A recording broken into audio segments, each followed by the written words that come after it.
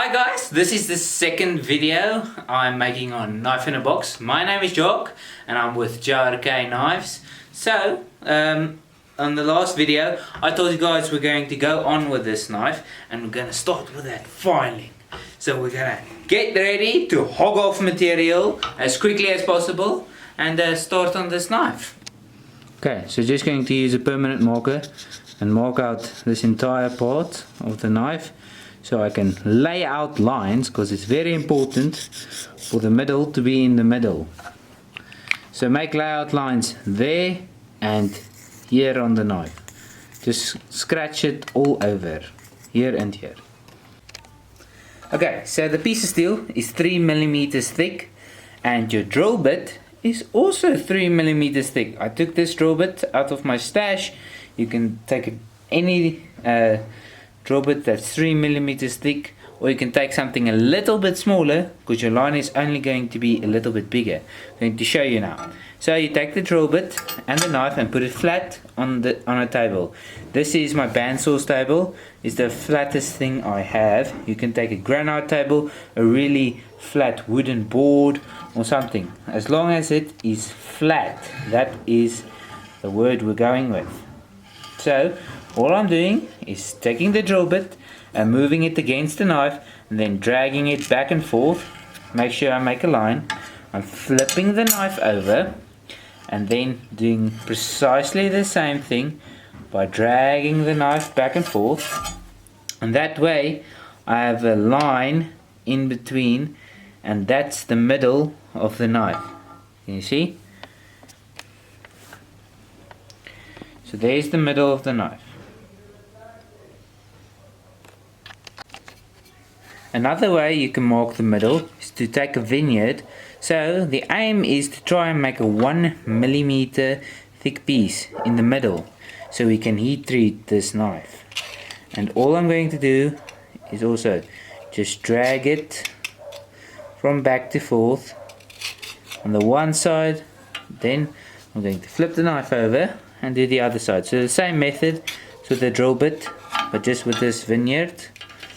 That's another way you can mark the middle of the knife, and it's also more accurate. As you guys can see, there is the middle of that knife.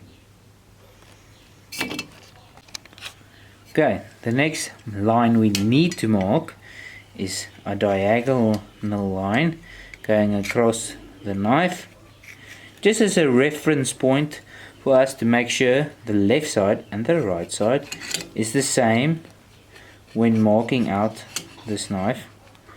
I don't want the one punch line to go this far and the other one this far. So just mark out that line, and the last piece is going to mark out a curve. So we can easily use something and mark a line from there to there. Make sure it's on both sides the same. Okay, so in the previous part I told you to make holes for yourself wherever you want to, just on both sides equally distance. So I'm going to use this. This is the middle, is right here, and then I have one on the right and one on the left. So the point is the punch line needs to go diagonally across. So I'm putting this pin on the left hand side when I'm doing this knife, this part of the knife. If it's laying on this specific part, I can put it further and even more further, but I want that punch line to just slightly angle in this direction. So when I put the file on, there needs to be a small gap there, because later we're going to use a round file when we're going to do this piece. And just put it on with a nice old G-clamp, nice and tight, and then you stroke from behind to forward. And that's how to build this jig precisely for your knife. Okay, so I'm gonna put the file at the back. I'm going to start here and not dig into this piece. I'm going to leave a small little smidge when this file stops here, and then I'm just going to take it all the way as far back as I can. Start here, not there, but here on the file, and then move all the way forward and then stop here. So it's just literally. You can also work in increments where you start here and then move your way forward, but I am going to do nice long passes. Remember, do not go past that line, because when we're going to heat treat, this knife cannot be too thin, because then you're going to get that edge that warps, and cannot be too thick, because if it's too thick you're going to struggle to heat treat and get it up to temperature.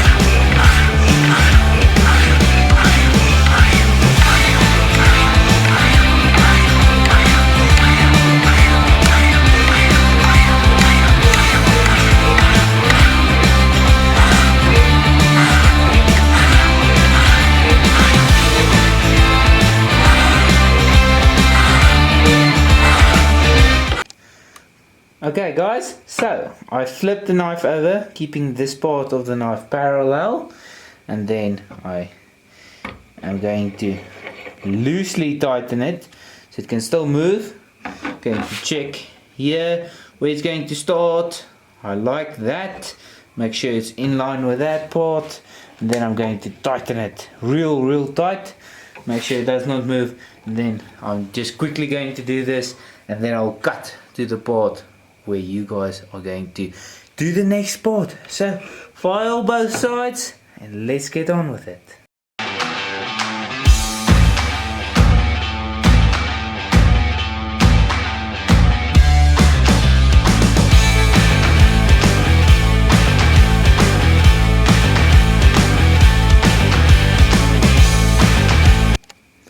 Okay, so next part is going to take a round file, and I just attached it here and tighten that up so that I can come in here and file nice tight radius right here for that part, because it's easier to sand it, it's easier to sharpen when I go past this part here. That's why I left that exposed, because it's easier to file also.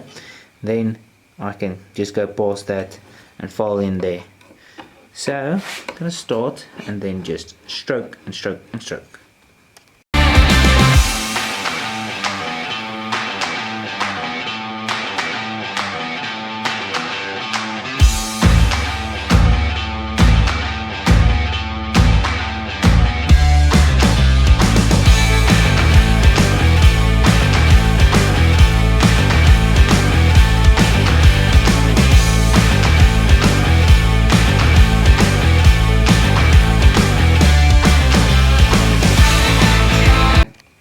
Okay, so this part from there to there is the same edge thickness. There's a little bit of a curve there, so all I did was file it nice in, and I took another file and just made sure everything blended into the flat part and that nice rounding. So I'm going to do it on the other side, and then I'll get back to you guys.